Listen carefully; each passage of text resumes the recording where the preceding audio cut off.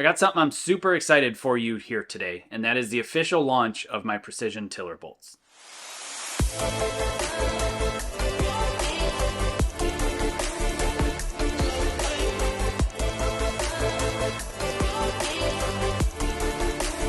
You're watching the Kaminski YouTube channel.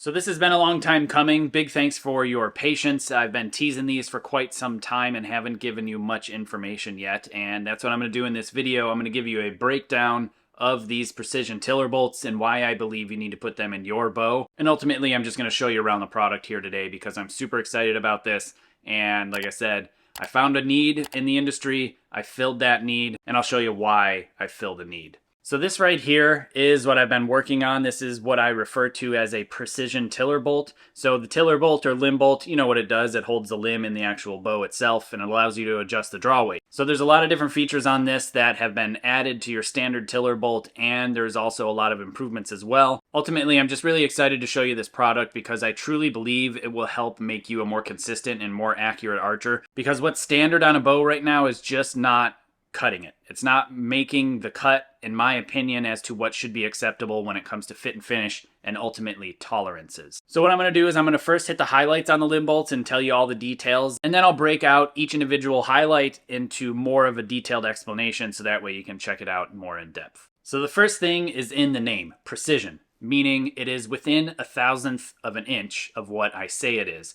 So this limb bolt here is a 375 limb bolt. Not sure if you can quite see that marking on the head there, but it is marked 375. And when it says 375, it's 375. Technically, it's no more than 375 and it's not under 374. So it's plus or minus 1/1000th or 1/1000th of an inch in total tolerance, total variance. With that higher precision comes a lot of benefits. One of those being more consistent left to right limb adjustments. And then most importantly, in my opinion, as an archer, better left to right groups downrange on the target. And I have a way that I'm going to prove to you that old standard tiller bolts that come with the bows actually cause some problems when it comes to left to right groups, and I'll show you that later in the video. They are made out of stainless steel, which gives you a few different benefits. One of those being a little bit of extra mass weight, and the extra mass weight is a little helpful in taking some high frequency vibration out, and it helps kill that, and it just ultimately makes the bow feel a little bit more refined with that added mass weight.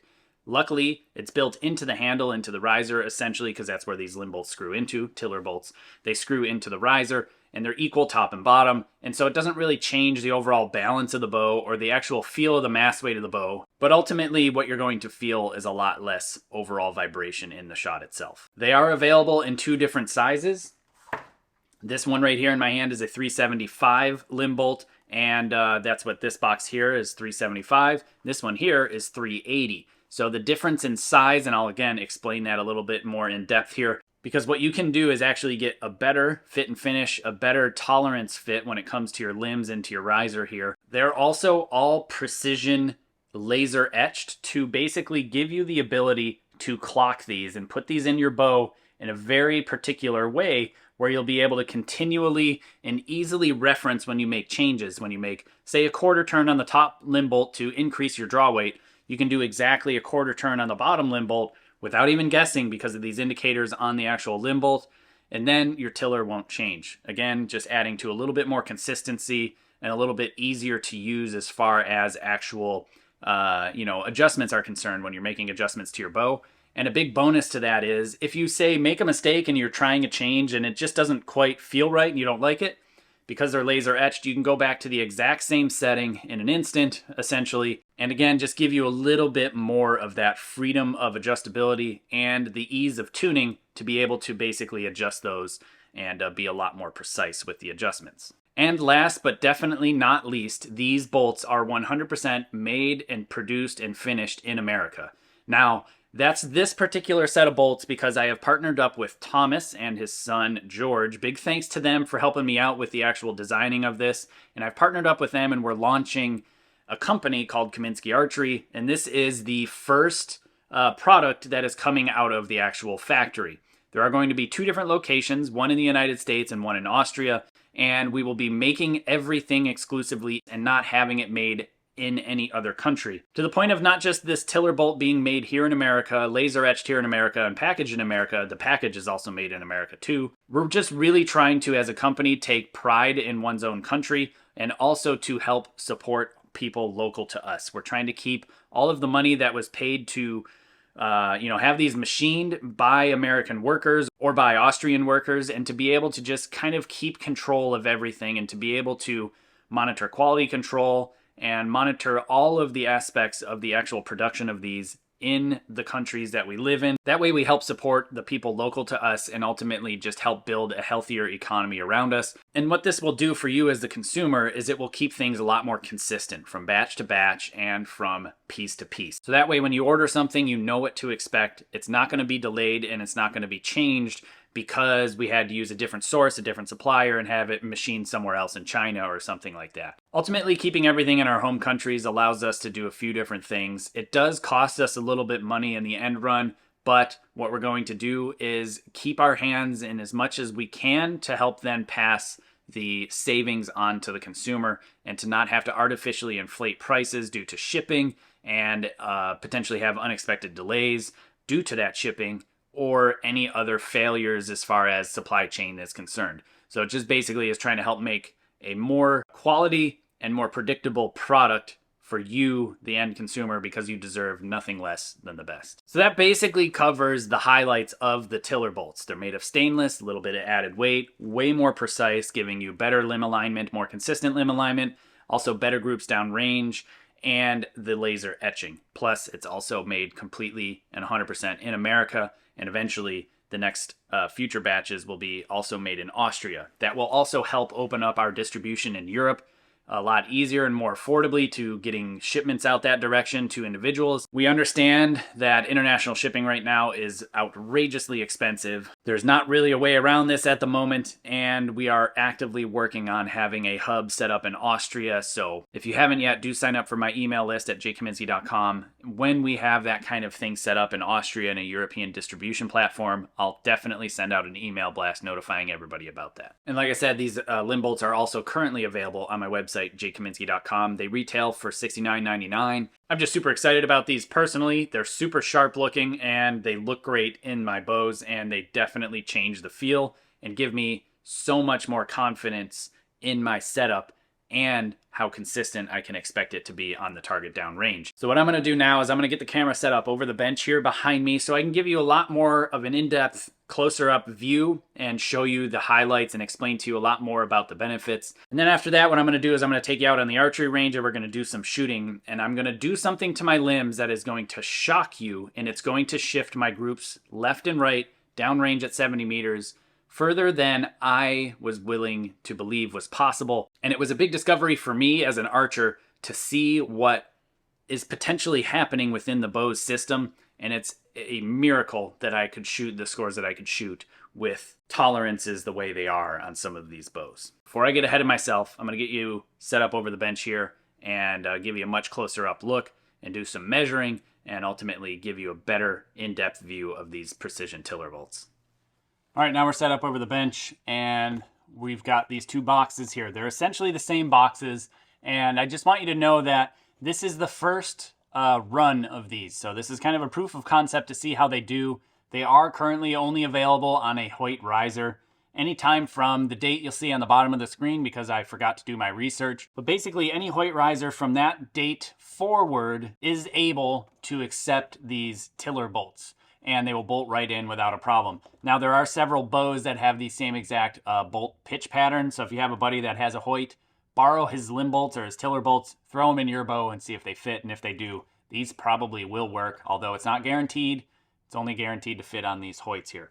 So within the box, they're available, again, like I said, in two different sizes. This is the first run, and I have gone through each of these limb bolts by hand and measured them, and I've indicated the size that they are and signed the box. And so that's what's happening for this first batch. Outside of that, there may not be my signature on it, but I may be going through them myself as well. So within the box themselves, two different sizes and two different ways to go about it. So I'll show you each, and they are essentially very similar to each other. They're just slightly different sizes in the shank, the outside diameter of the shank. So one's 375 thousandths of an inch and one's 380 thousandths of an inch. I'm going to show you the benefits of having two different sizes available, and then we'll get into which one you may want to select on your own. So in order to show you the benefits of these and be able to show you which size you should buy, what I need to do is first pull the original tiller bolts here out of this Hoyt Etched that I have, and I'll show you the actual reasoning behind coming up with a product such as this. All right, so this is the original tiller bolt from the Hoyt. It's your standard bolt. It's just made out of aluminum. And if I take these Velos that I have here that I've reviewed in videos, and if anybody's been watching my reviews for any length of time, you'll notice that I'll take the limb and I turn it upside down and put it in the bow backwards to see how the fitment is with the limb bolt, the limb butt rather, at the fork here, and its interface with the limb bolt. And usually I'll hook it into the bow and turn it upside down and let go of it, and the limb falls right out of the bow. At least on these Hoyts recently they have. And if they do that and they fall out, I'll say something like, man, I wish those tolerances were a little bit better, right? And so that's essentially the point, is to be able to pick your size limb bolt. This is the standard one. Here's a 375. Still a little too loose. The limb wants to fall out. If I let it go, it'll fall. But then I can grab this 380, put it in, and it's nice and snug and firm, and it won't come out. And now the tolerances are exactly how they should be. But let me show you the reason why this is super important. So if you take a caliper here, you turn it on and zero it to inches, get it in the inches. And then what you do is you use this side here to measure inside diameter, and you use this side here to measure the outside diameter. So if I take the caliper and I put it into the limb fork here and open it up, 0.379, I'm not getting really any smaller consistently than 379. So that's 379 thousandths of an inch inside diameter on this Hoyt Velos limb here. And then if I take my caliper and I measure a Hoyt tiller bolt, the original stock one here, measure the outside diameter of it, 370. So that means that this limb bolt is about 9 thousandths of an inch smaller than this limb here. Sometimes as I measure it, it'll get 371, just like it did right there. But it's anywhere in the 370 range, somewhere in that neighborhood. It's going to be about 371, 370, 369 and a half.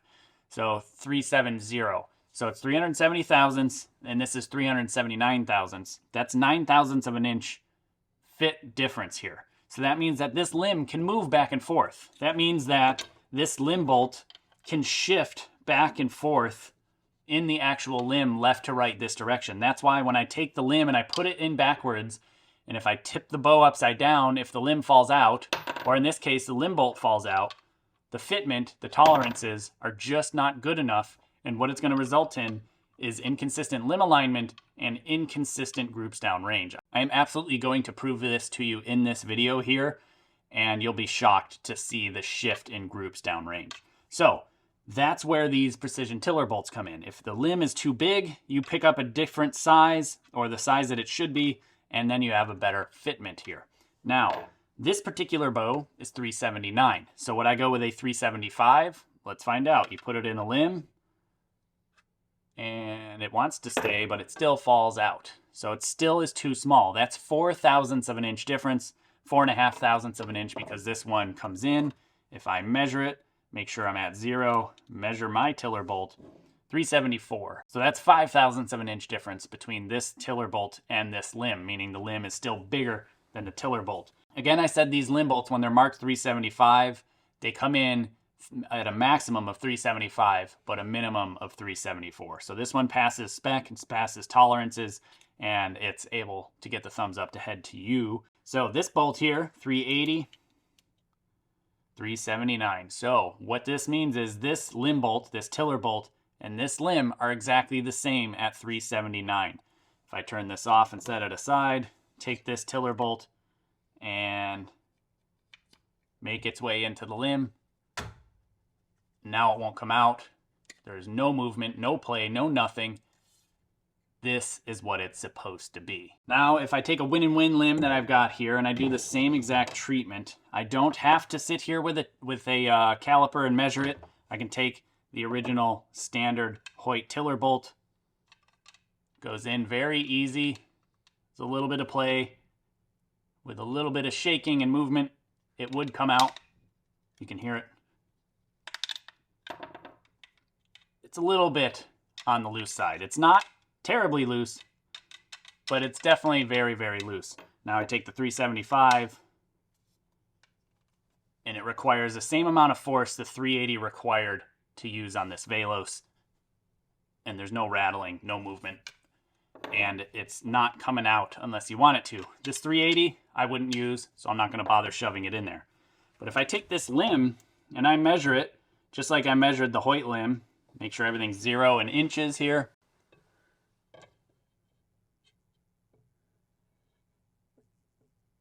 374, 373 and a half, give or take.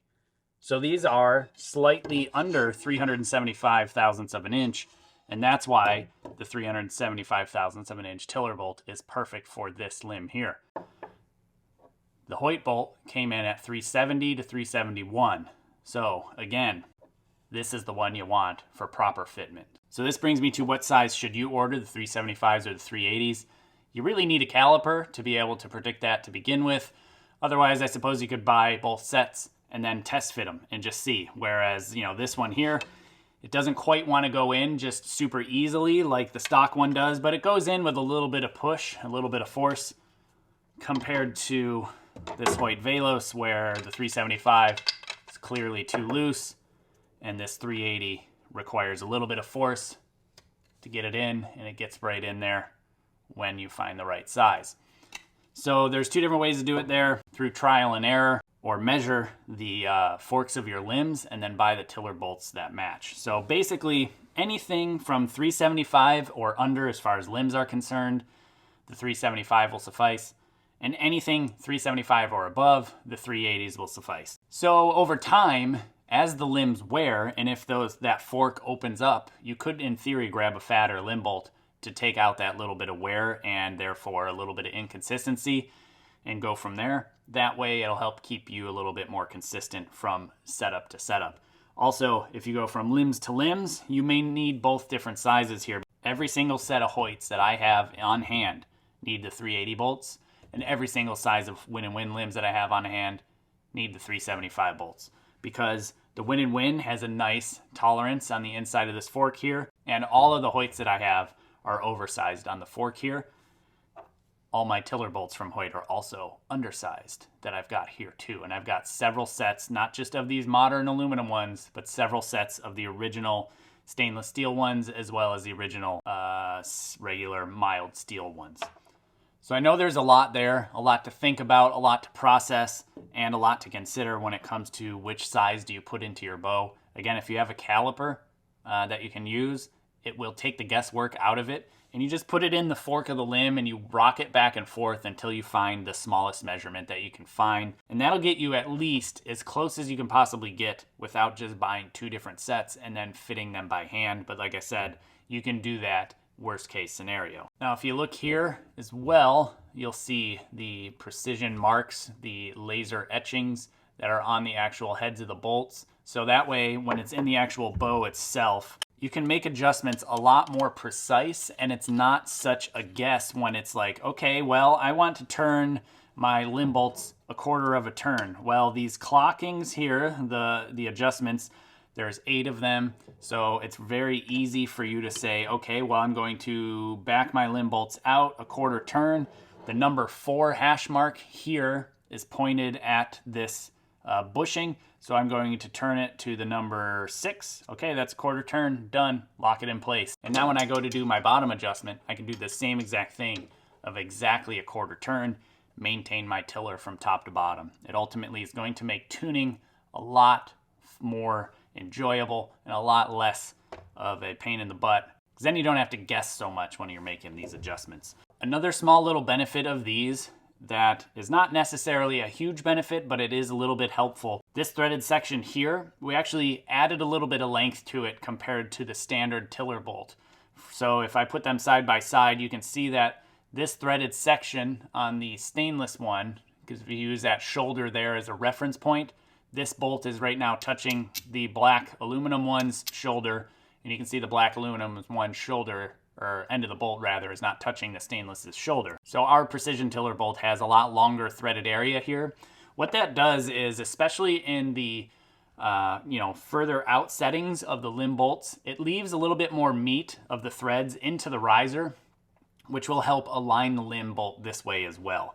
So just keep in mind that when you go to swap these into your bow, it's not as simple as just cracking the lock loose, leaving it there and screwing in these new bolts and tightening the lock back down. You'll actually have to back the lock out slightly and either measure your bow weight or measure the distance from the surface of the riser to the shoulder. So measuring where the surface of the riser is to the shoulder with a caliper here, and then trying to replicate that with these bolts as a replacement set. That'll keep your draw weight set very, very similar, if not exactly the same. Or just use a bow scale and adjust these until your bow weight is the same, your draw weight. These tiller bolts, like I said, are made out of stainless steel, so they won't rust, they won't mar up, they won't really change. They're made out of the same material that most stabilizer weights are made out of, the silver ones that don't rust over time. That's what this is made out of, so it's going to last a very, very long time. The etching is also extremely deep, and it's actually etched into the metal. It's not printed onto it,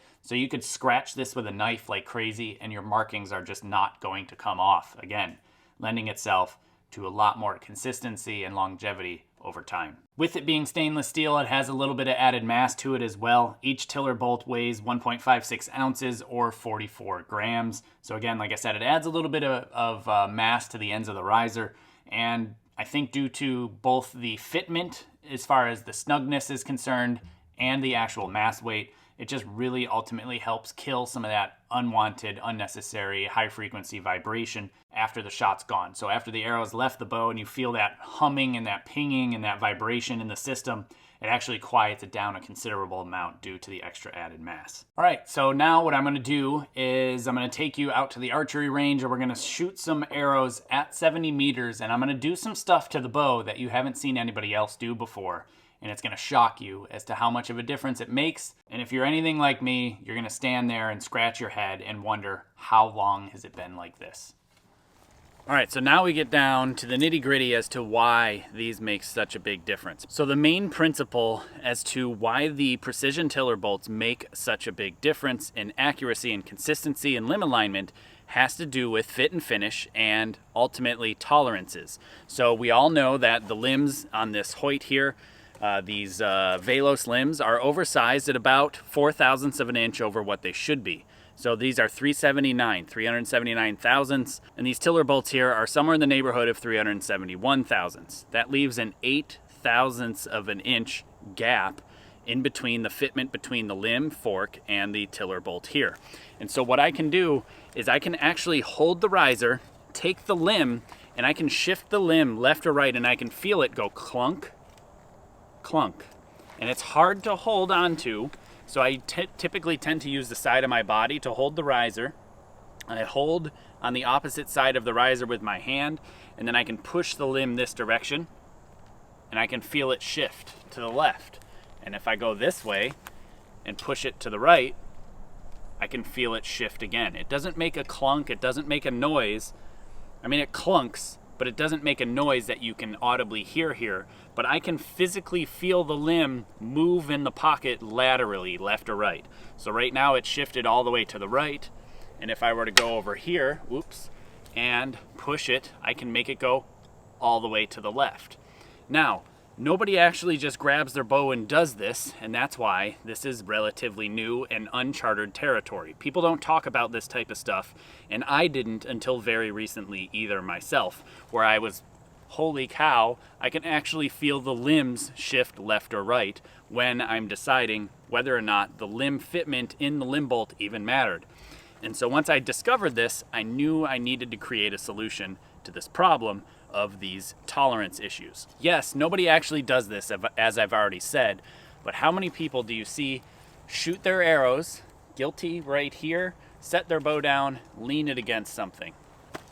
Now there's lateral side load against the limb. And it may not be against their tripod and scope like I am here, but at the archery range when I'm practicing, this is how I set my bow. I might also do the same thing on the tent posts and lean the bow against that. Or I'm talking to my friend, just, getting ready to set up my bow, and I bump my limb. I'm holding my bow talking to somebody, and somebody walks by and their quiver catches on the limb tip and pulls the bow out of my hand, or almost does. How much and how often do you actually bump your bow left to right? I argue a lot more often than you really should. Unfortunately, it just happens. Recurve bows are rather large, and archery ranges are rather limited on space. Definitely, they seem like they're designed for compounds because they can walk on and off the line very easily, put their bows in the bow rack or put their bow pod on and set their bow down and be out of everybody's way. But recurves are massive and extremely inconvenient, and oftentimes you bump the limbs by accident. So it does happen, and it can happen, and it's unfortunate, but when you don't have tolerances that are correct, you're going to have impact point shift on the target. And I'm going to show it to you and prove it to you here in a moment at 70 meters. I have a camera down range. It's actually sitting below the target facing up, so you'll clearly be able to see the left to right impact shifts as I'm doing this testing. So to begin this test and to show you how much the left to right impacts shift, I'm going to push the limbs both to the left.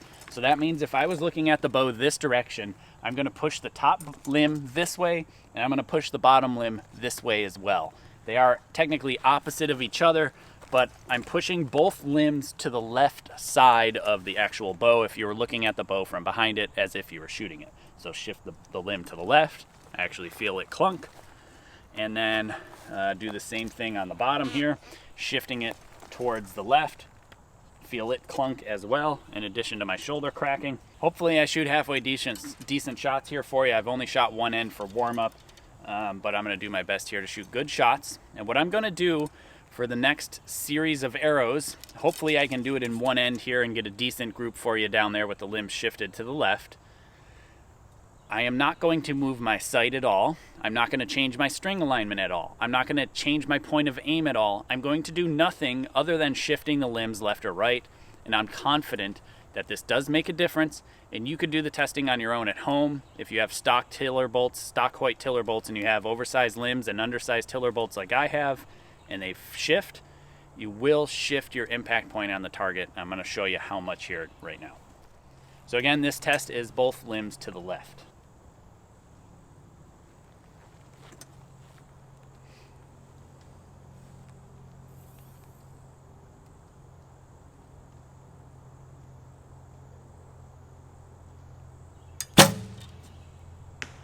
We're not really super interested in the actual score. We're not super interested in the group's relationship to the middle. I'm going to shoot these 6 arrows as best as I can, shift the limbs to the right, and then shoot 6 more arrows and see if the groups have shifted left or right.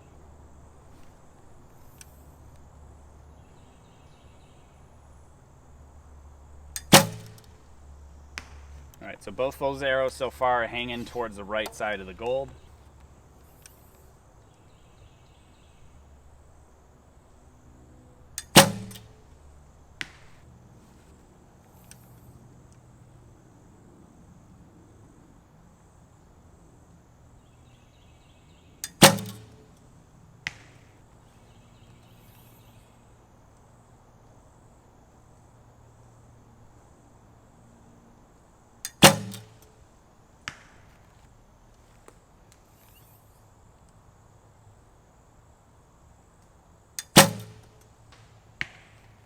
The group as a whole is towards the right side of the target. I would say the center of the grouping would be probably somewhere in the neighborhood of 9.5, 9.4 to the right. So that would be somewhere in the neighborhood of the right edge of the big 9 that is labeling the 9 ring. So what I'm going to do is I'm going to take this bear shaft here and I'm going to stick it in that spot, somewhere in that neighborhood. indicating the rough center of the group. Again, about 9.5. That means halfway the distance between the 10 ring and the 9/8 line to the right side. That's roughly the center of the group, left to right. So I'm going to mark it with the bear shafts. I'm going to go pull the arrows, and I'm going to shift the limbs to the right and shoot 6 more and see how much the group shifts down there. Okay, so as you can tell, I put that bear shaft just to the right of the 9 and the 9 ring there. So that way it kind of signifies the center of that other group when I had the limbs shifted to the left. And now I'm going to do nothing more other than shift the limbs to the right. And indeed, there is a clunk that is indicating that they are still moving. And there is definitely a clunk there. And I can feel both limbs have shifted now to the right. And again, I'm not going to change my point of aim, the way I shoot, the string alignment, or the sight. I haven't touched a thing. All I'm doing is just shifting the limbs to the right. And so now we'll see where the impact point shifts downrange.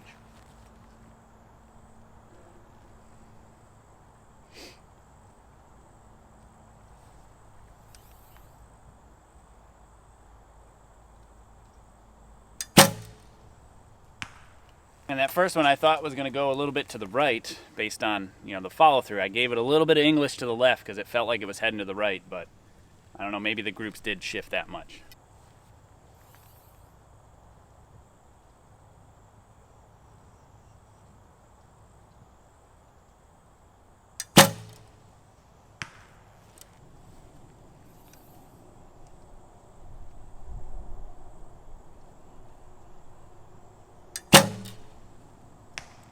So far it is definitively hanging to the left.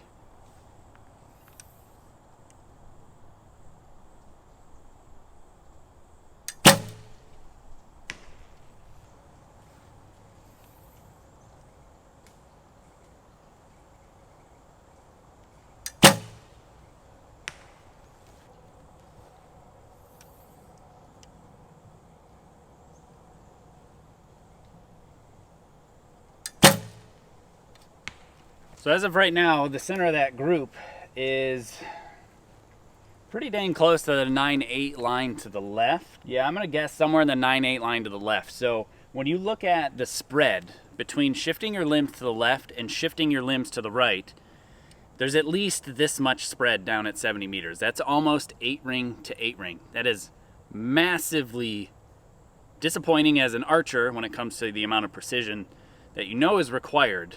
And you realize, how many years did I shoot with equipment like this that had variance like that from shifting the limbs? Now, yes, this is not a normal test. You don't actually shift your limbs left or right in competition and check those things. But how many times did I change my brace height in the middle of a tournament? Many, many times when it was too low. And so if I'm unstringing my bow and then stringing it back up, how do I know if the limbs are in the center, the left, or the right, top or bottom? How do I know they're both not one way or the other, or opposite each other? I have no idea, and I can't imagine the amount of points that this cost me over my career. When I first did this test, I was shocked and then puzzled for quite a considerable amount of time, because this is a very critical piece of the archery equipment interface, as far as where two critical pieces interface together, and that has a direct relationship to your performance downrange. And it is clearly obvious how much of a difference this can make. And like I said, I truly believe that these make a huge difference, not just in your actual grouping downrange, but it does make a difference in the actual vibration properties that you feel, less vibration overall, and you have that peace of mind knowing that you have limb bolts and limb butts that interface correctly. And you know that no matter what, it's not going to move because you have a nice tight fit the way it's supposed to be, and that way you won't have so much of a variance downrange like I've got right now. Apologize about the jumping around in the video. I just want to show you what's actually going on after that test, because it's quite a bit of a shocker if you've never seen this before. And it was a shock to me, and I don't think many people have seen it out there in the world, or at least done this testing. So what I'm going to do though is I'm going to verify and show you with biter blocks what's going on. So I've got the stock tiller bolts that come on the Etched Exceeds in this Exceed, and got the Velos limbs on. And what I want to do is I want to get the biter blocks on. And I just strung up the bow normally as I always do and pluck the limbs, make sure everything's good. And you know, sometimes I may draw the limbs back a few times and then check the limb alignment. So I've got the biter blocks on it. I haven't done anything. I haven't shifted the limbs or anything like that. And I'm not going to yet. But what I'm going to do first is I'm going to align the bow just to make sure everything is good to go. I don't know if I need to touch it or not, but I want to make sure with my phone everything is dead in line. And then what I'm going to do, I'm going to take the bow out of the vise and I'll shift the limbs left and right and take pictures with me pointing left and right and see if the limbs shift and if you can visually see it with these biter blocks. So it needed a little bit of adjustment. I'm going to make sure everything's good first. Okay, so the bow is aligned so you can see that here on the photo. I am taking photos and not using the pan of the camera and setting it up because it not only does the camera have auto stabilization, the way the sensor works and all that, as I pan up and down, it slightly moves unless everything is perfectly square, and I don't have the time to level everything in 100% perfectly. So I just take a picture with my phone. It's much easier. It's a still shot from one lens, and you can see dead down the center of the stabilizer, and the biter blocks are right in the center as well. So this bow is aligned enough that I would be comfortable going and shooting with it in the Olympic Games, and I'd be happy with it. So what I'm going to do now is I'm going to just take it out of the vise, gently bang the limb against something, and then I'm going to shift the limbs to the left, both top and bottom. I can definitely feel that one clunk as usual, and that one clunk as well, both to the left. I didn't do anything else. I'm being very careful to not bump anything after doing that. I'm not going to do anything else. All I'm going to do is take a photo and make sure I've got one that's lined up dead down the center. I almost pushed on the limb there, so I moved it by the riser to make it vertical. Take a picture of the string dead down the center of the stabilizer. Holy cow. Yeah, so this is a lot more than I thought. Dead down the center of the stabilizer. Wow. Now that's moving to the left. I forgot to point. I'm sorry. Let me do this. I said I was going to point. Yeah. So still dead down the center of the stabilizer. You can see the finger pointing to the left. Way off. And way off. Crazy. I really had no idea if it would be that much or not. I wasn't entirely sure I could see it.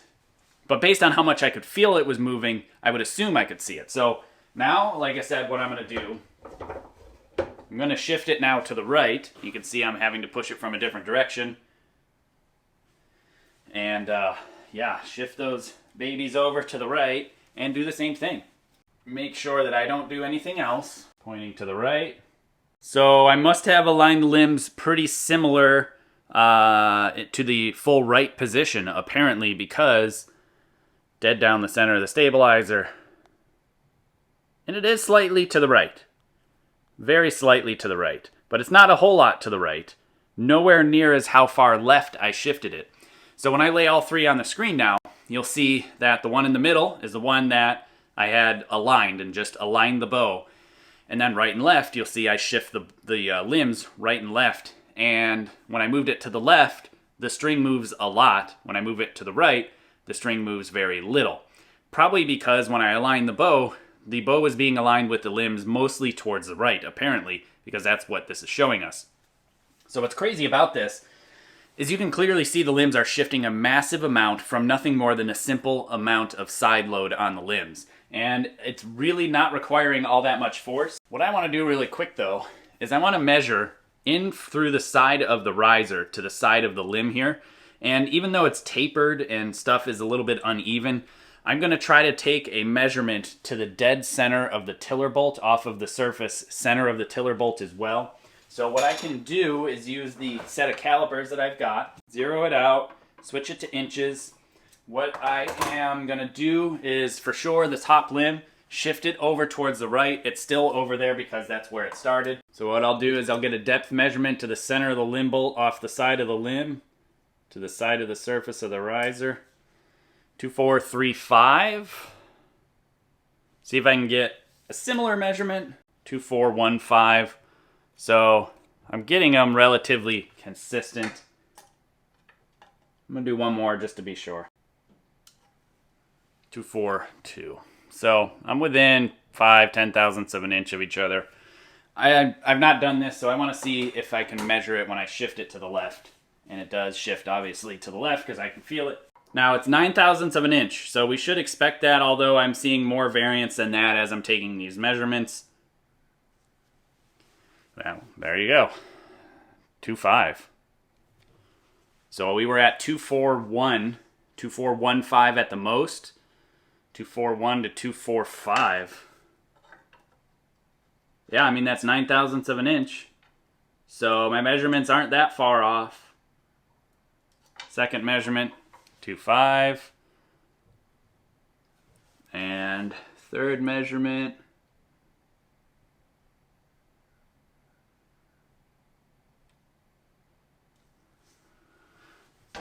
2.51. So about the same variance from 3 measurements, about 10 thousandths of an inch, but they're all 10 thousandths of an inch bigger, roughly.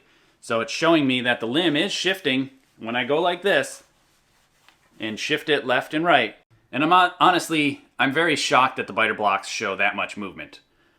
Prior to this video, I did do it once, so I could see it on my own during all this testing and research before I even decided to go with these precision tiller bolts. But it's just, as an archer that did this at extremely high levels and had so much confidence, or what I thought was confidence, in my equipment, doing these non-standard tests and things that I'm playing with is really clearly illuminating a lot of issues that I had no idea was even in existence in the past. So it just really, it's interesting to say the least when I look at these kind of things. So now that that's over with, I want to put the precision tiller bolts in this bow here. We're going to put the 380s in this one and get the proper fit and finish how it's supposed to be, using good tolerances and good spec, and using precision tiller bolts to take up some of the issues that we're seeing here and see if we can get any sort of movement out of the limbs at all when using the biter blocks to illuminate what's happening. Because clearly you can see this is shifting, and that's the cause of the impact point shifting on the target. That's all it is. It's funny that it's backwards, limb shift to the left, make the groups go to the right, but I guess that makes sense. If the limbs are to the left, that's pushing the arrow to the right. So yeah, pretty straightforward. So now we'll slap the precision tiller bolts in and see if we get any movement at all. Now that I have my 380 sized, oversized tiller bolts here in this Hoyt Exceed, we'll put the limbs in this bow and get it strung up and aligned. And then we'll check the movement. So because these are oversized, the limbs do take a little bit of force to get them in, but the force that's required is nowhere even near what a brand new win and win is out of the box. That takes quite a considerable amount of force. Still requires some force, and it does click rather loudly once it gets in place because everything's just much tighter. And it's a little bit better, obviously, because if I were to take those limbs around backwards like I normally do, get it in the bow, I can turn it upside down and the limb doesn't want to fall out. So it passes my overall quality control check of just checking basic limb fitment in the bow. Like I said, it requires a little bit of force, a lot more force than people are going to be used to when putting Hoyts together. But you'll notice something that's very interesting. You don't hear the limbs flopping around either like you do on all the other Hoyts. They move in the dovetail area, but the fork of the limb's not moving on the limb bolt head. So we'll get it strung up now and get to align and stuff. And just like before, I'll take a picture for you so that way you can see how everything's aligned. Alright, so I'll put that screenshot up there so you can see now that the limbs are aligned with the 380 size precision tiller bolts that I have. What I'm going to do now is do the same exact thing. I'm going to take the bow down, shift the limbs to the left, take a picture with me pointing to the left so you know it's that photo, shift the limbs to the right, point to the right, take a photo, and then lay them up on the screen so you can see, and we'll be able to compare and see how much these limbs move or lack thereof, hopefully, with these tiller bolts that I've made. Alright, so first move I'm going to do is I'm going to move the limbs to the right. They're not moving at all, but I'm trying to make them move pushed to the right. Now I'll get it back in the jig, take a picture with my finger pointing to the right. Alright, so that was shifted to the right. Now let's see if I can do it pushed to the left and see if we get any movement. And now to the left, So when I lay all three of them side by side, I can't really even tell. Not at least to the level of which I would even consider making an adjustment on my limbs at all, or even consider that my limbs weren't aligned. If I took a photo and it was within those specs, all three of those, I would have said, yeah, that's perfect. I'm not going to change a thing. That looks as good as I can get it. Not even worth trying anymore because 2 thumbs up. So what I'll do now is I'll put on the screen the 2 different groups, and you can see that as I shift the limbs left or right, there's a clear, obvious distinction between the 2 groups. Now, what's really interesting is when I shift the limbs to the left, the impact point shifts to the right and vice versa. Kind of cool.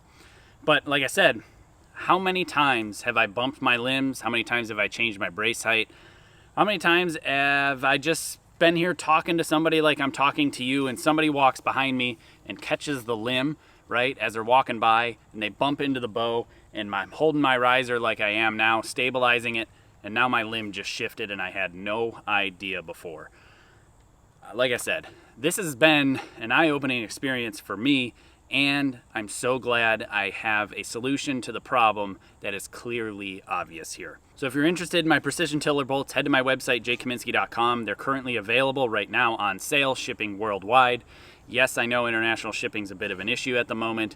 In the future, we'll have a solution for that out there, and as I do, I will post on my website as well as mention it in videos, and I'll probably send some email blasts out through my website. So if you haven't yet, do sign up for the mailing list there, so that way you get notified when there are changes in the company as far as availability and things like that. So also, to celebrate these precision tiller bolts and the launching of them, there is a new t-shirt available that is a Stay Tuned t-shirt, or apparel rather, because it's not just a t-shirt. And I'll have links in the description below and a card at the top up there to my Teespring account, and you'll be able to check out those Stay Tuned tiller bolt shirts. Stay Tuned works for the tiller bolts and many more things to come. Also, really quickly, I'd like to thank Thomas and Georg for helping me out with the engineering and all the other things that they've been doing behind the scenes to help make these tiller bolts possible. And also big thanks to Ryan for helping with the graphics for the t-shirt and the box design, logo changes, and all the different things we've been working on to help make things look a little bit cleaner around here and to have a little bit more continuity between products, because there's a lot to come and a lot of things that I'm looking forward to in the future.